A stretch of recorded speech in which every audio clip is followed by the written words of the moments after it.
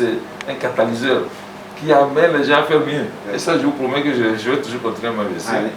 Le colonel Nyamalata joue les prolongations de sa réjouissance. Il y a juste quelques jours, l'homme avait reçu le prix spécial Covid-19, initiative de Togo Top Impact, cet événement qui récompense les personnalités ayant marqué l'année dans tous les domaines. Il est reconnu au directeur de l'Agence nationale de l'aviation civile du Togo sa bonne gestion du transport aérien en cette période de crise sanitaire liée au coronavirus.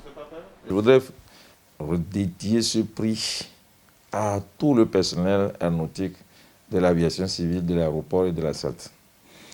Deuxièmement, remercier le chef de l'État, parce que c'est lui qui a imprimé les directives que nous appliquons. Et aussi l'OACI, avec le document 4. Voilà, mon sentiment, c'est une invitation à toujours faire plus, mieux encore. Et c'est ce qu'on nous emploie à faire. Le Togo a réussi à décrocher 100% d'implémentation des 14 exigences de l'Organisation de l'aviation civile et internationale, l'OACI, contenues dans les documents Carte 1 et Carte 2 et imposées à tous les pays déjà au début de la pandémie du coronavirus.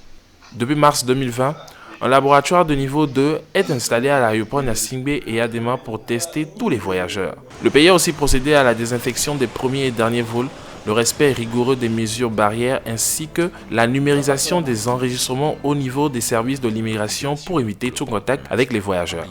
Des actions qui ont contribué à positionner le Togo comme premier meilleur pays de la gestion du Covid en Afrique de l'Ouest, deuxième en Afrique et 15e mondial. Sans pour autant se contenter de sa des victoires, l'aviation civile togolaise entend multiplier les efforts pour toujours limiter les contaminations au virus. Le Togo est un hub aéronautique. Nous avons un vol quotidien vers les États-Unis. On a 5 destinations qu'on dessert aux États-Unis. Sky et Ethiopian font, Sky ramène les personnes et Ethiopian les prennent pour les choses. Donc, le flux est très croissant. Alors, nous avons redoublé de vigilance et nous faisons des contrôles inopinés et réguliers. On est sur le terrain en permanence. Il faut noter que depuis quelques jours, le pays connaît une flambée des cas de contamination.